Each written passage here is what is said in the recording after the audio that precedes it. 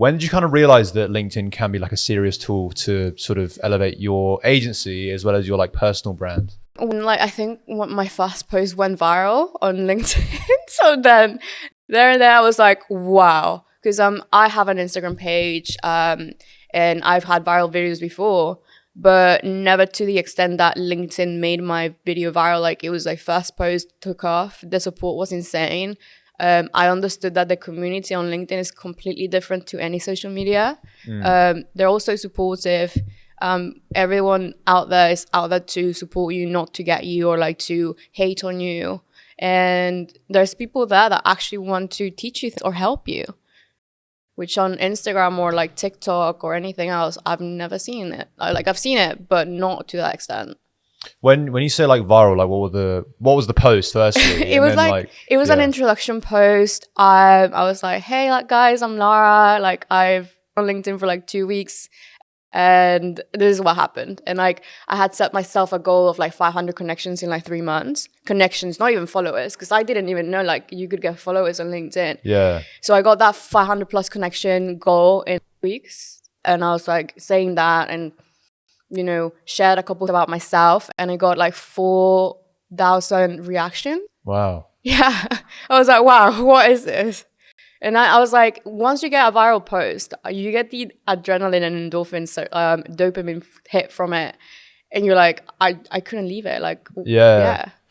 But like, so I've spoken to a lot of like content creators, not just on LinkedIn, but just like around. A lot of them like talk about their first ever like viral post, and it's always like a really exhilarating experience. But I did speak to one person where she was like, I had so many viral posts and I was getting that dopamine hit. And I just realized like these viral posts don't actually do anything for me. Like, they don't equate to more money. They don't equate to more like happiness really.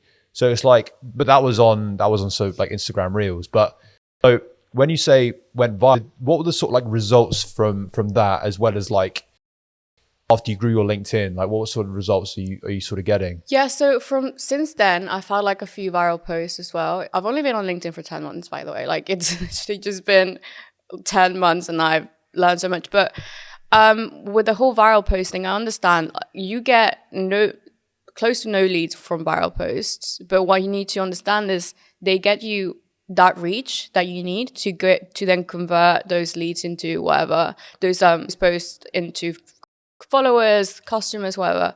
I think they're still very important. They obviously do make you a little bit ego driven sometimes, and they can like, you know, sway your how you post and what you post. But definitely if you do it in a really smart way, a viral post can bring in more clients. Absolutely. But for me, my first viral post, I wasn't even expecting it. I wasn't really selling anything. I wasn't looking for anything. I was just trying to figure the platform out. And I think the return on investment from that post for me has been incredible. Like, money, and also the feeling of there's a path for me there. Because I was trying to find something. Like, I was really demotivated. And I think, that's all from it.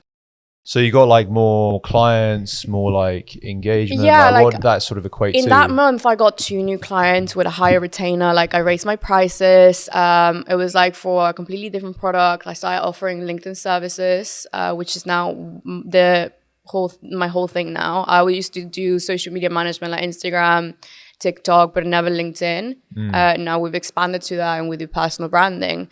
But again, I wasn't looking for clients at the start. So I was just happy with it, whatever the outcome was. Yeah. But I mean, I've spoken to a lot of LinkedIn creators as well, and they always sort of like say how powerful the tool can be. But for people like listening, I guess, like that haven't really much effort into it. And I'm definitely one, to be fair. Yeah, like I haven't put much effort into it. And I get told by so many people to put more like time and effort in, especially like everything that I do. But I guess like, should people take this tool seriously? Like, on what sort of like, should they go into it? Like, what sort of mindset should they go into it with? Honestly, I think everybody should be trying to go on LinkedIn. Like, everybody has an Instagram and everybody has a TikTok now. Everybody should be on LinkedIn. Approach it from the way that you're creating content. You're not job seeking. You're not like networking just to get a job. It's more like treat it as somewhere where you can put your experience in like an engaging and educational way. Like teach something that you know that you would like to be, that you 6 months ago or a year ago you would have liked to be taught, and do it in the way that you think have learned it. That's the way I've approached it, and it's worked really well because people want information in a nice way. They don't want boring information with like complex jargon and like super overcomplicated words that no one wants to read. And the more simple you make your content, the better. So when it comes to when you say like anyone can be on it, with you, it's like, I'd say it's very complimentary of what you do, because if you're like helping people manage their LinkedIn, that's your like income and that's your agency, then it makes a ton of sense for you to also sort of like be on LinkedIn and be really good on LinkedIn.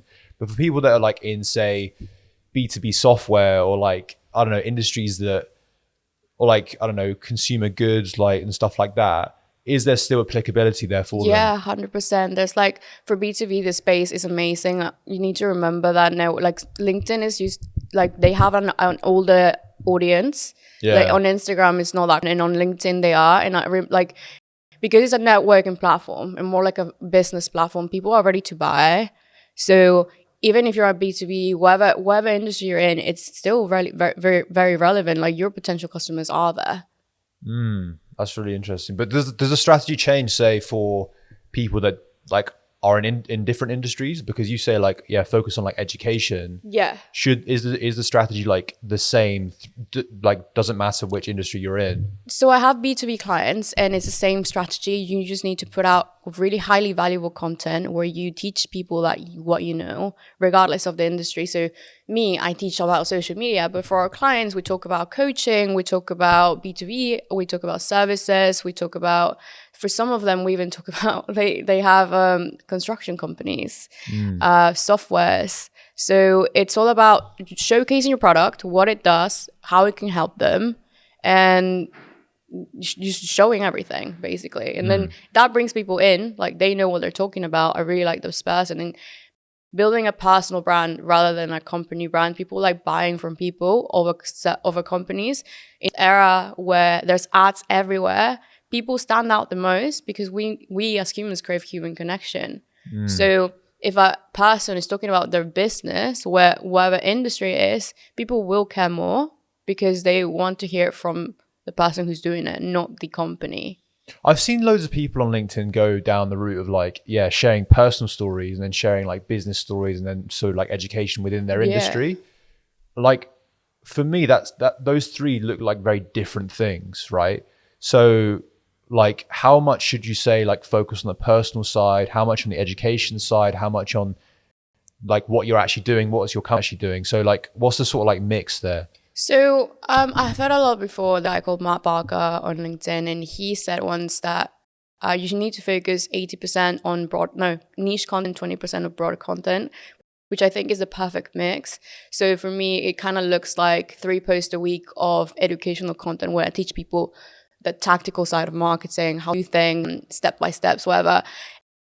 And then twice a week or maybe once, I'll story, like sharing my journey, a photo of me, doing normal entrepreneur things, or something inspirational. That mix works really well because it shows people that your things, like your stuff perfectly, and to like a tactical level where people can apply it. But also the more inspirational posts help people connect with you as a person. And people become fans through that. Like people like the stories because they just want to connect. And they are like, okay, I really like this person because they're teaching me things. So I can relate to them because they do X and I do X. So yeah. Okay.